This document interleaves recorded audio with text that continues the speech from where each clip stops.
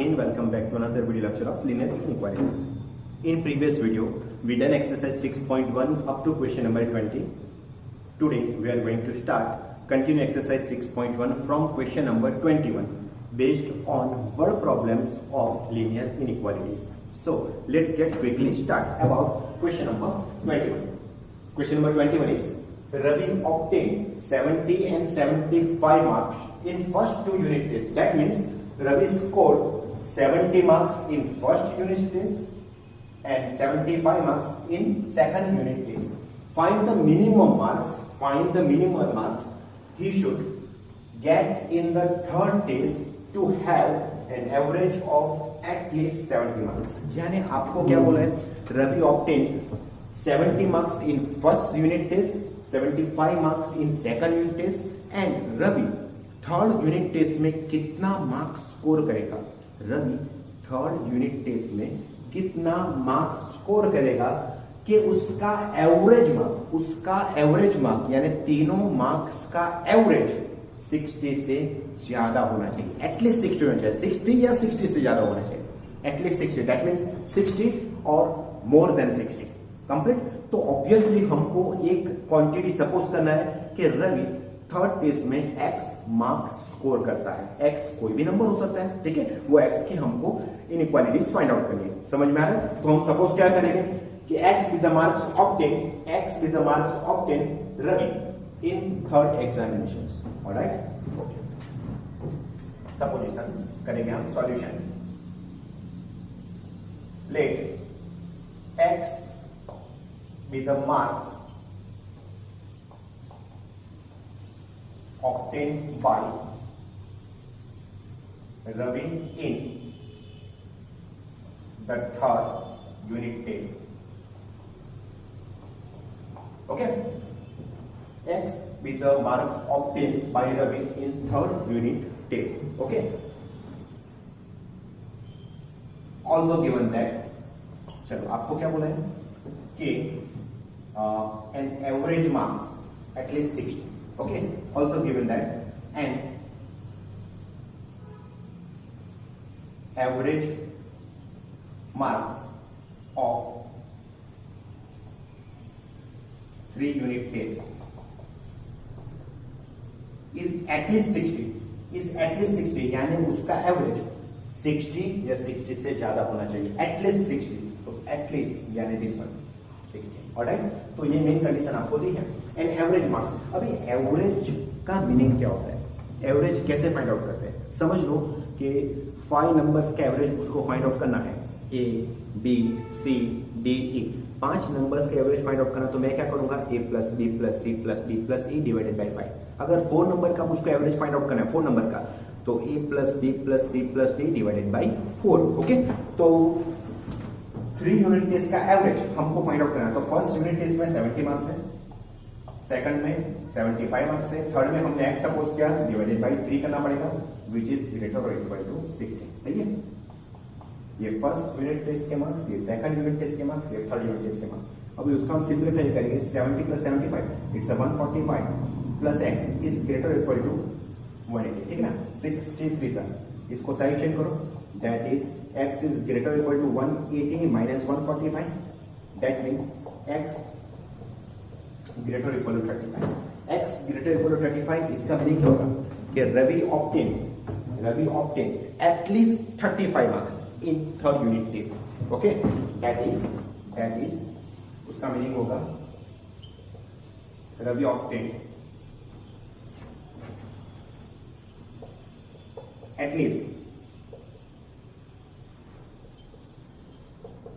35 marks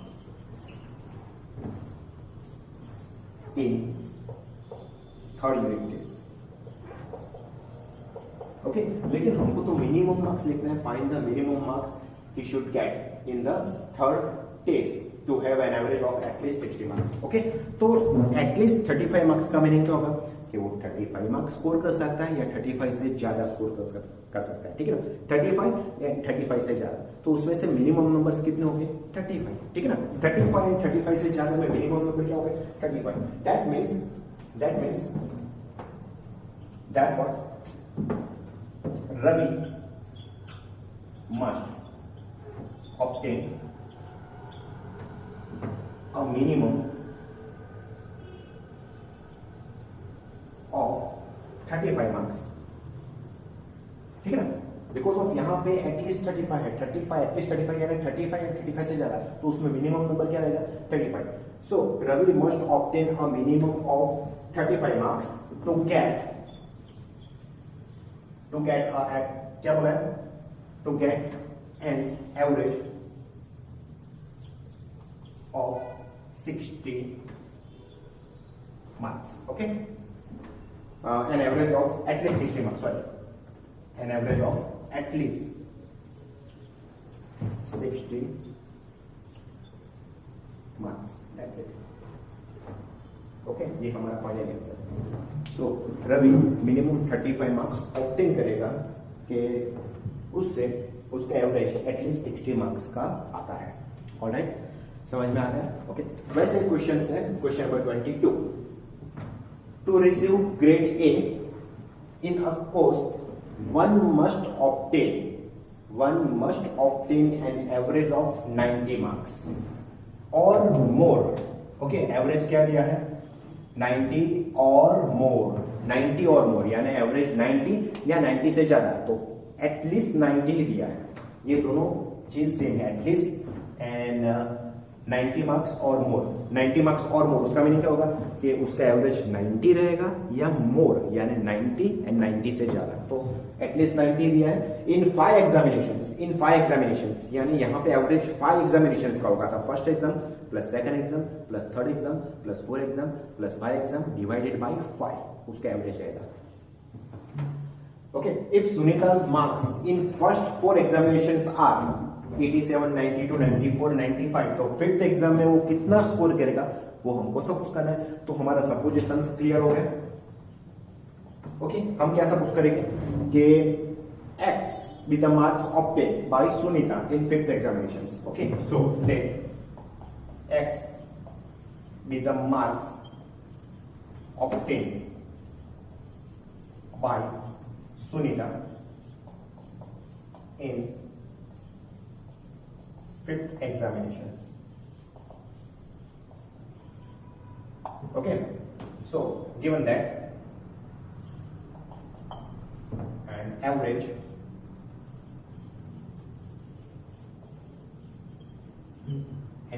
marks of 5 examination.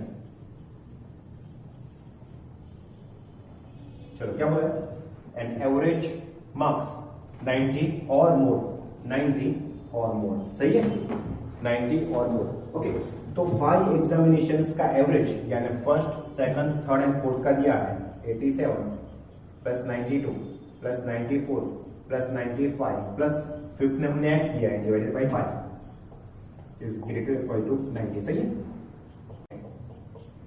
चलो इसका addition 5 4 9 11 11 7 18 carry 1 and 9 10 19 19 and 9 28 and 8 36 plus x greater equal to 450. alright, चलो इसको side change कर दो.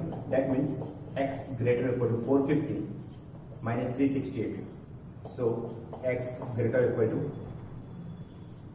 82. yeah, okay, x greater equal to 82.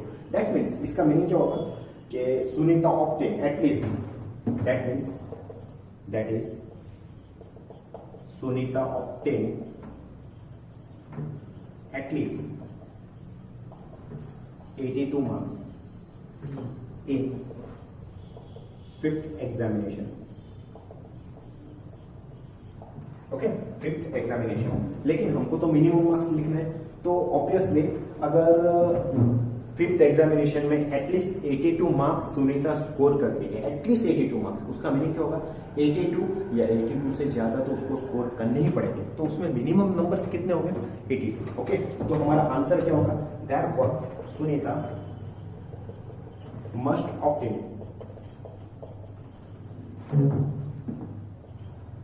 a minimum of 82 marks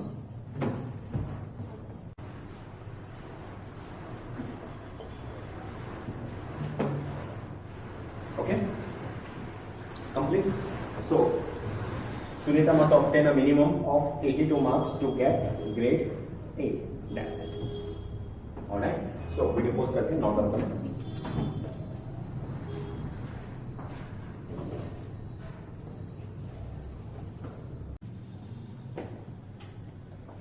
Okay. Question number 23. Important question. Find all pairs of consecutive or positive integers, both of which are smaller than 10, such that their sum is more than 11. ये आपको condition दी है, लेकिन यहाँ पे first of all आपको originally क्या दिया है? Find all pairs of consecutive और पॉजिटिव इंटीजर्स. पहले तो आपको ये पता होना चाहिए कि पॉजिटिव और पॉजिटिव इंटीजर्स क्या होते हैं. Like 1, 3, 5, 7, 9, 11 etcetera so on. ये पॉजिटिव ऑड नंबर्स है, ठीक है ना. लेकिन हमको तो कंसेक्यूटिव और पॉजिटिव इंटीजर्स की पैर लिखनी है. तो कंसेक्यूटिव और पॉजिटिव इंटीजर्स की पैर क्या होती है? अगर समझ लो कि एक नंबर 1 होगा तो 1 से कंसेक्यूटिव ऑड नेचुरल नंबर क्या होगा? 3 होगा. तो 1 के साथ 3 आएगा, कंसेक्यूटिव पैर, ठीक है, ऑड नंबर्स की. फिर 3 के साथ 5 होगा, 5 के साथ 7 होगा, 7 के साथ 9 होगा, एक्सेट्रा सॉर्ट. ओके, तो ये हो गया पेयर ऑफ कंसेक्यूटिव और पॉजिटिव इंटीजर्स. कंप्लीट. आप यहां पे ऑब्जर्व कर सकते हो, ये स्मॉलर नंबर है तो ये बिगर नंबर है, ये स्मॉलर नंबर है तो ये बिगर नंबर है, ठीक है. तो स्मॉलर नंबर में 1 है यहां पे, तो बिगर नंबर में क्या है? 1 + 2 3 है, ठीक है ना. यहां पे स्मॉलर नंबर 3 है तो बिगर नंबर क्या है? 3 + 2 5 है. यहां पे स्मॉलर नंबर 5 है तो बिगर नंबर 5 + 2 7 है. यहां पे स्मॉलर नंबर 7 है तो बिगर नंबर क्या होता है? 7 + 2 9 होता है. तो हम समझ लेते हैं कि अगर स्मॉलर नंबर x होगा तो उससे कंसेक्यूटिव और पॉजिटिव इंटीजर्स में बिगर नंबर क्या होगा? x + 2 ही होगा. कंप्लीट. तो ये हमारा मेन सपोजिशंस हो गए.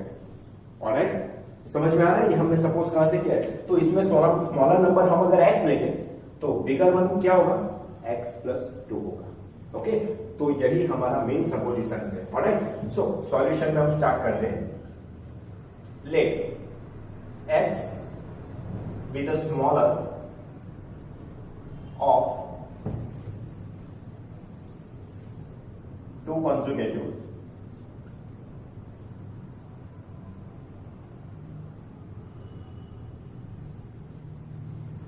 odd natural number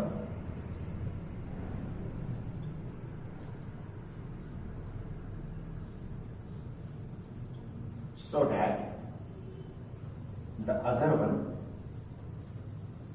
is x + 2. That is required pairs of consecutive or natural number or positive integers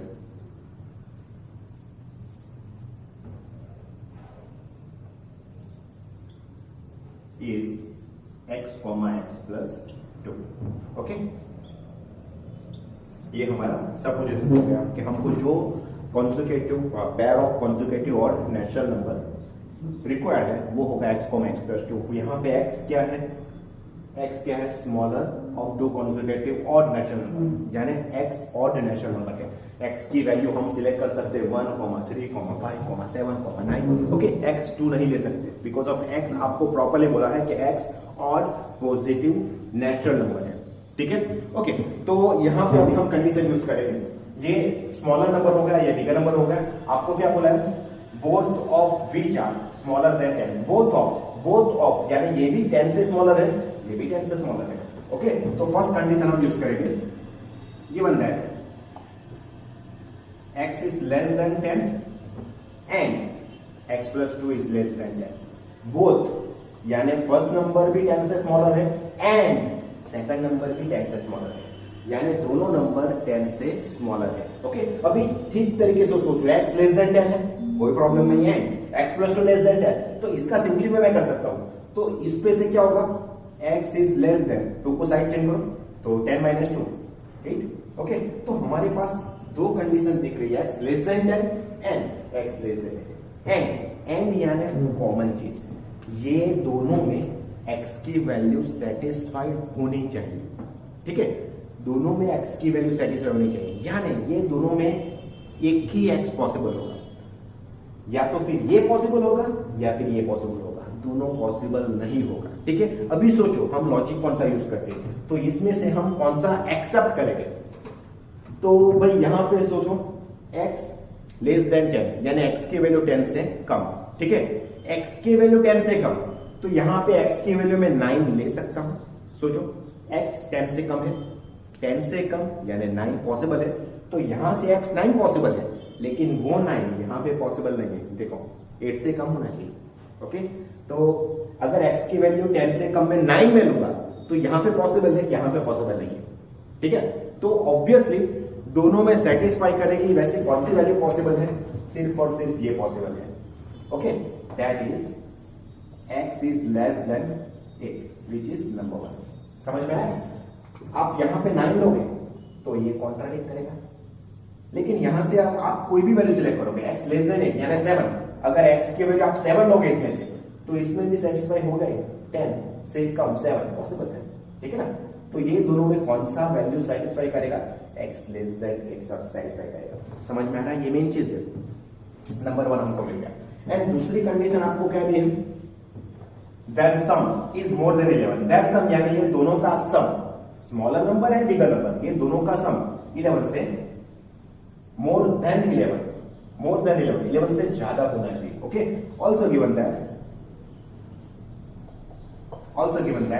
that sum smaller number bigger number more than 11, 11 से ज्यादा होना चाहिए। ओके, तो इस पे से 2x plus 2 is greater than 11। चलो इस पे से साइड चेंज करो 2 का, तो 2x is greater than 9, that is x is greater than क्या होगा, 9/2 complete.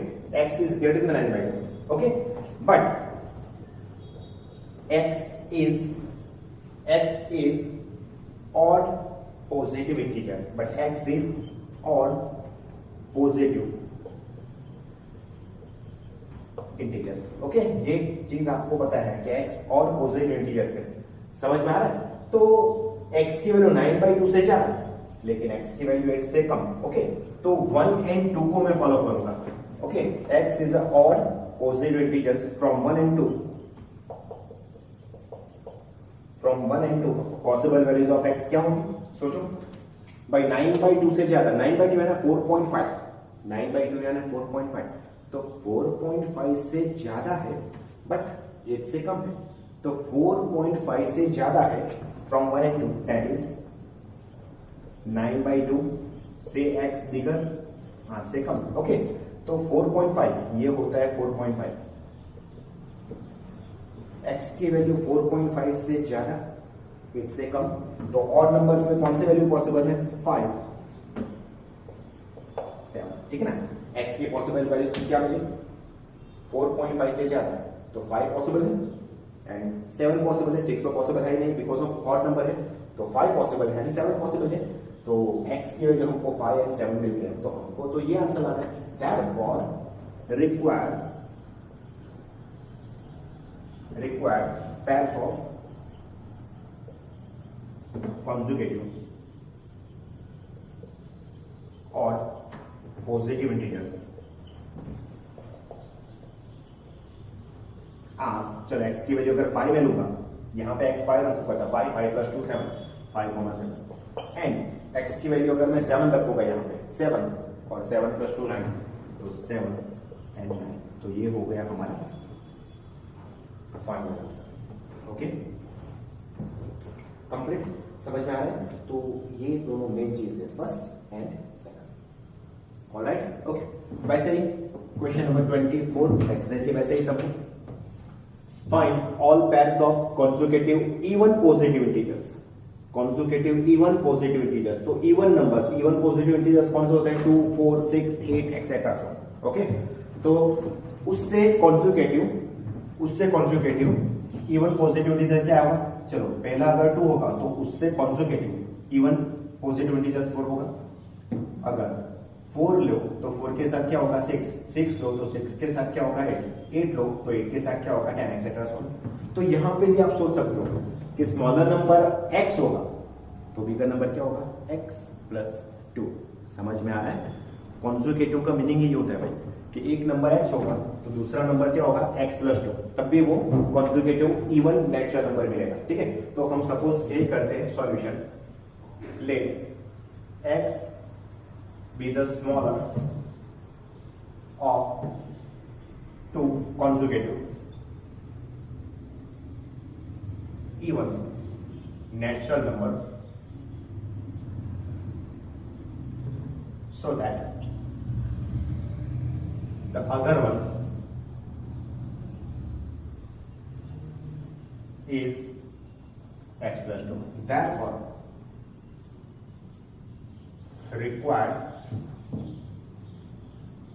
pairs of consecutive even positive integers is x comma x plus 2. Alright, complete. Okay, उसमें से smaller number x, bigger number x plus 2, यहाँ पे x even positive integers है। Okay, यहाँ पे x और पॉजिटिव इंटीजर्स था तो मैंने x की वैल्यू और नंबर ली। यहाँ पे इवन पॉजिटिव इंटीजर्स है तो x की पॉसिबल वैल्यूज क्या मैं सिलेक्ट करूंगा 2, 4, 6, 8 एक्सेट्रा सो ऑन। ठीक है, कीप इन माइंड। ओके, तो उसमें से फर्स्ट कंडीशन आपको दिया है given that both of which are larger than 5, यानी smaller number and bigger number दोनों 5 से लार्जर है। तो given that x greater than 5 and x plus 2 greater than 5। ठीक है, बोथ आर ग्रेटर देन 5, तो इसका सिंपलीफाई मैं कर सकता हूं x is greater than 3।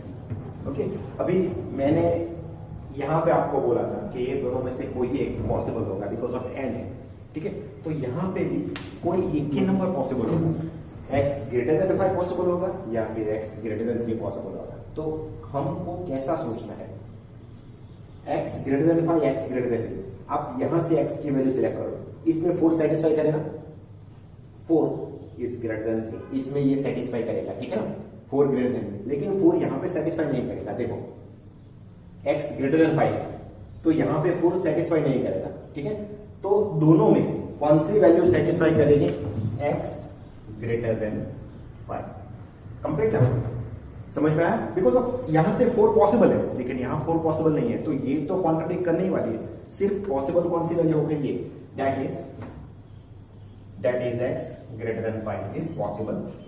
Okay, तो हमको ये मिल गया। अभी आपको सिंपल एक बात मैं बोलता हूं, आपको इस तरीके से याद रखना है। अगर ऐसा बोला हो both smaller than 10, both smaller than 10, ठीक है, both number are smaller than 10, तो स्मॉलर अगर बोला होगा तो आपके पास जो नंबर मिलेगा ना उसमें से आपको स्मॉलर नंबर सिलेक्ट करना है, x लेस देन 8 ये नंबर सिलेक्ट करना है, स्मॉलर में स्मॉलर सिलेक्ट करना है। यहां पे आपको क्या बोला था, लार्जर देन 5, 5 से ज्यादा, तो 5 से ज्यादा में आपके पास ये दो नंबर मिला, उसमें से आपको लार्जर नंबर सिलेक्ट करना है। लार्जर नंबर कौन सा है, 5। ठीक है, तो x ग्रेटर देन 5 आप वैसे याद रख सकते हो। ठीक है, स्मॉलर में स्मॉलर नंबर सिलेक्ट करना है और लार्जर में लार्जर नंबर सिलेक्ट करना है। देखो लार्जर नंबर ये, तो ये सिलेक्ट करना है, दैट्स इट। ओके, तो इस तरीके से भी आप याद रख सकते हो। ओके, दूसरा कंडीशन आपको दिया है, also given that their sum is less than 23, यानी दोनों का एडिशन 23 से कम है, तो दोनों यानी first number and second number, तो x plus 2 is less than 23। सही है, तो इसका simplify 2x plus 2 less than 23। चलो तो कोसाइन चेंज करो, 2x is less then 21, x को सब्जेक्ट बनाओ, 21/2, 21/2 यानी 10.5, ये क्या होता है 10.5। सही है, तो number 2, so from 1 and 2, from 1 and 2, चलो x की वैल्यू 5 से ग्रेटर, यानी 5 से x की वैल्यू ज्यादा है, लेकिन 21/2 से कम है, लेकिन x की वैल्यू 21/2 से कम है, but x is positive even natural number, okay, positive even natural number, ये 10.5 है, कीप इन माइंड। तो 5 एंड 10.5 के बीच में, 5 एंड 10.5 के बीच में नेचुरल नंबर कितने होते हैं? That is possible values of x.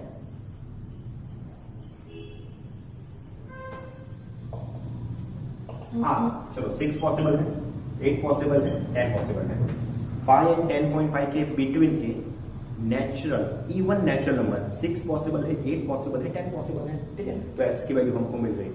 बस ये एक्स की वैल्यू हमको required conjugative even positive integers में लिखना है, ठीक है। एक्स 6 रखो तो 6, फिर एक्स 8 रखोगे तो 8, 8 प्लस 2 10, फिर 10 रखोगे 10, 10 plus 2 12, okay.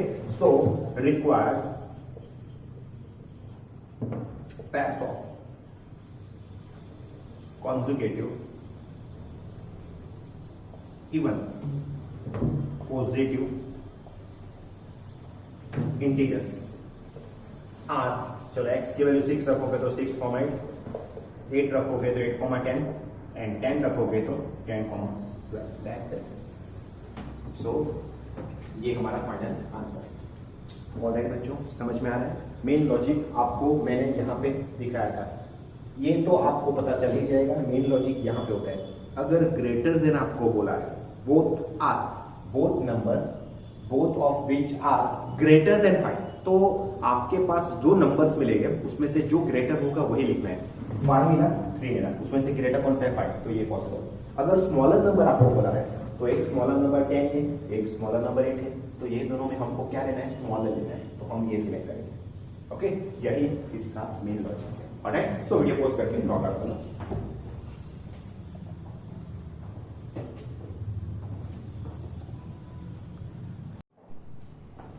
Okay, question number 25 is the important question. The longest side of a triangle is 3 times the shortest side, okay, and third side is 2 centimeter shorter than the longest side, okay। यानी main logic आपको दिया क्या है? आपको कौन सा condition दिया है? First condition, the longest side, okay, for triangle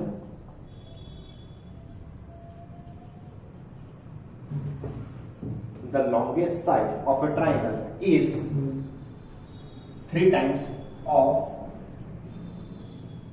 shortest side, ये फर्स्ट कंडीशन आपको दिया है।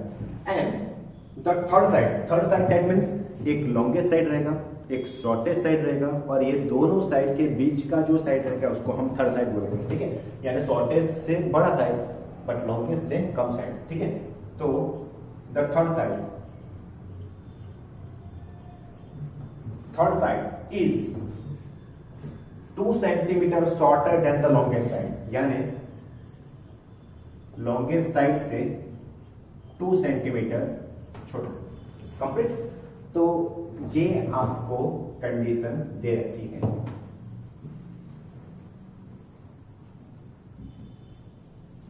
तो अभी हमको कोई भी एक साइड तो सपोज करना ही पड़ेगा, कोई भी एक साइड हमको सपोज करना पड़ेगा। तो आप देख सकते हो कंडीशन में शॉर्टेस्ट साइड का रिलेशन लॉन्गेस्ट साइड के साथ है, लॉन्गेस्ट साइड का रिलेशन थर्ड साइड के साथ है, ओके। तो मैं क्या सपोज करूंगा? अगर शॉर्टेस्ट साइड को मैंने सपोज कर लिया, शॉर्टेस्ट साइड को अगर मैंने सपोज किया तो मुझको लॉन्गेस्ट साइड मिलेगा, और लॉन्गेस्ट साइड पर से मुझको थर्ड साइड मिलेगा।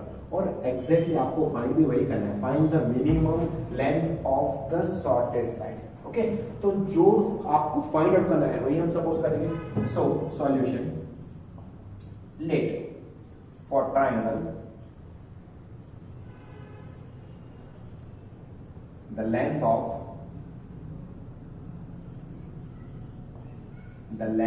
of the shortest side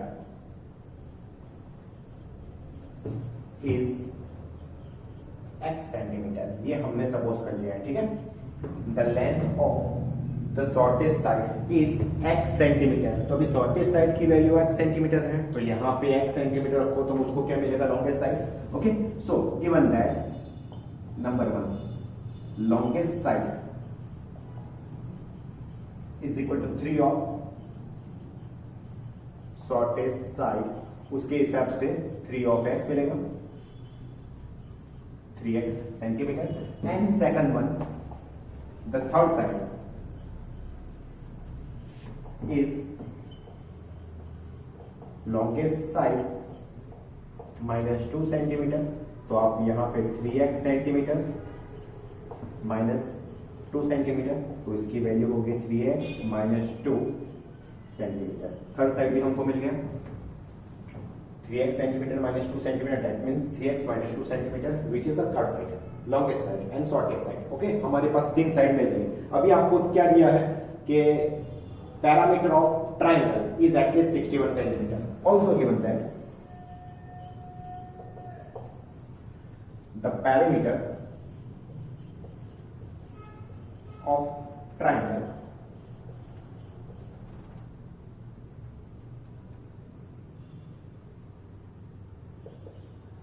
is at least 61 centimetre. ठीक है, parameter of triangle at least 61, यानी उसका पैरामीटर 61 या 61 से ज्यादा होगा। ओके, अभी पैरामीटर की फॉर्मूला क्या रहती है? पैरामीटर यानी sum of 3 sides, sum of 3 side. Okay, parameter of triangle यानी sum of 3 side, that means चलो 3 साइड में हमारे पास सबसे छोटा साइड x है, उसके बाद सबसे बड़ा साइड 3x है, एंड थर्ड साइड 3x -2 है,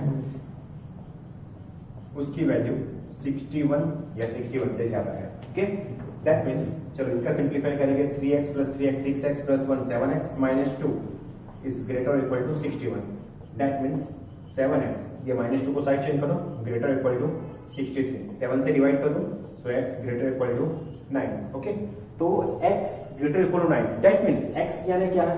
the shortest side. Okay, that means the length of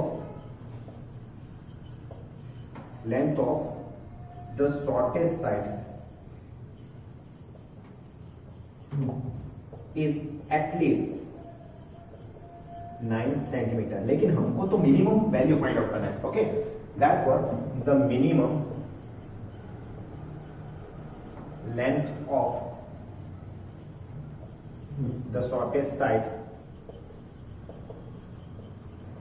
is 9 centimetre. Because of ये एटलीस्ट 9 है, यानी 9 या 9 से ज्यादा, तो मैं क्या बोलूंगा? The minimum length of the shortest side is 9 centimetre, that's it. Alright,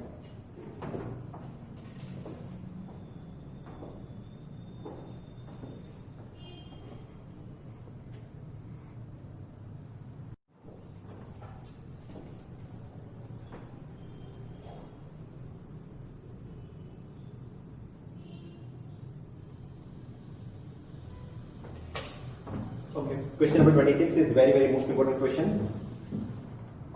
A man wants to cut 3 length from a single piece of board of length 91 centimetre, यानी 91 सेंटीमीटर का एक सिंगल बोर्ड है, मैन उसको 3 piece में cut करता है। ठीक है, the second length is to be 3 centimeter longer than the shortest one, and the third length is to be twice as long as the shortest piece. So what are the possible lengths of the shortest board if the third piece is to be at least 5 centimeter longer than the second one? Okay, यानी first of all हम logic के लिए पहले जो condition दी है वो condition mathematical format में लिखेंगे। Okay, so given that first condition आपको दिया है second length, the length of second piece,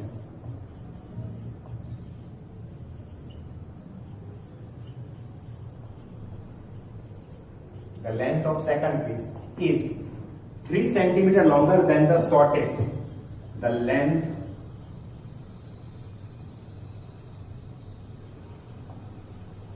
of shortest piece 3 centimeter longer. Okay, यानी the length of shortest piece से 3 centimeters greater second piece है, 3 centimeters से ज्यादा लंबा सेकंड पीस है। ठीक है, and second condition, third length, the length of third piece is to be twice as long as the shortest, the length of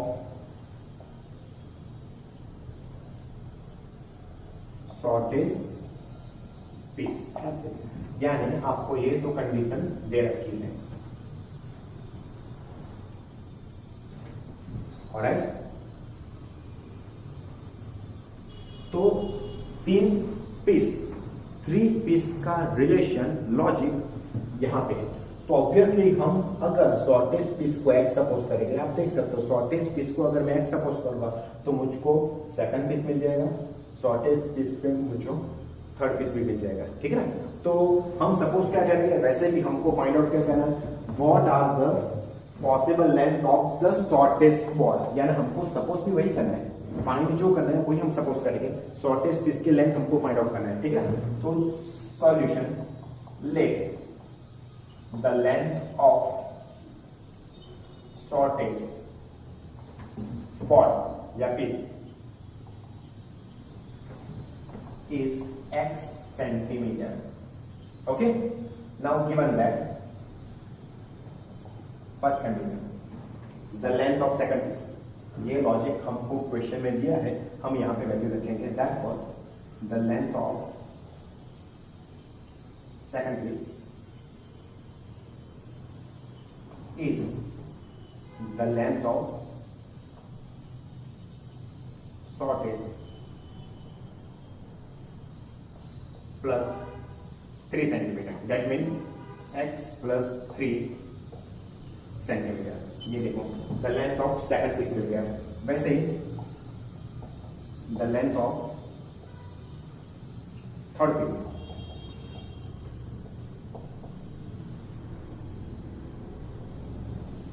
is equal to 2 into the length of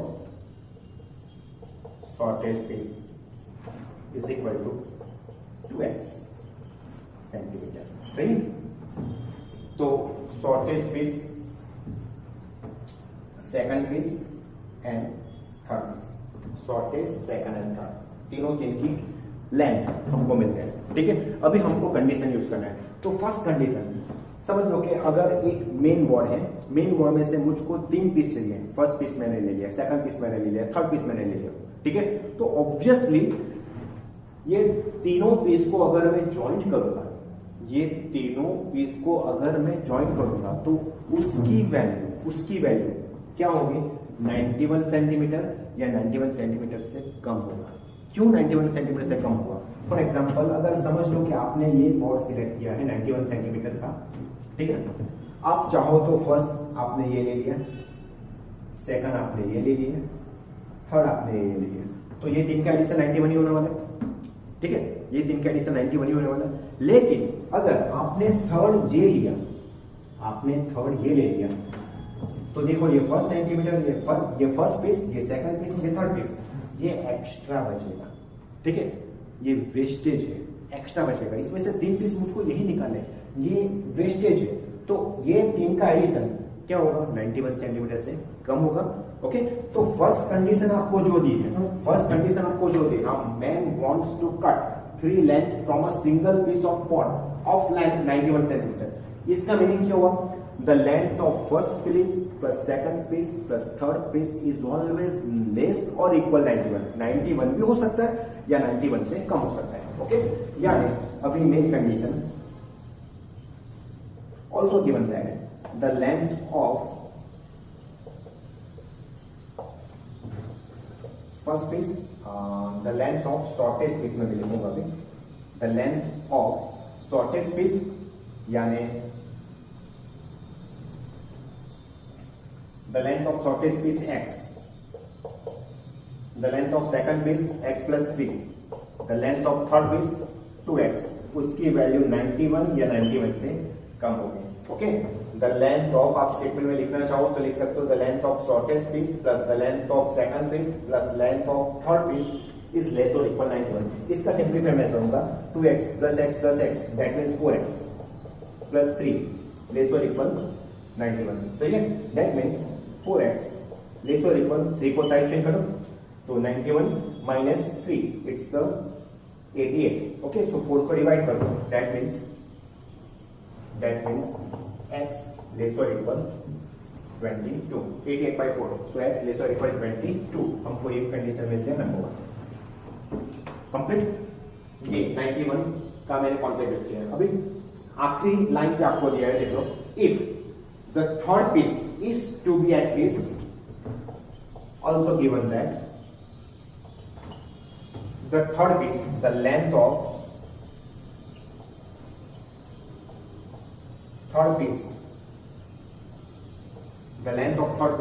is at least the length of third piece is at least 5 centimeter longer than the second.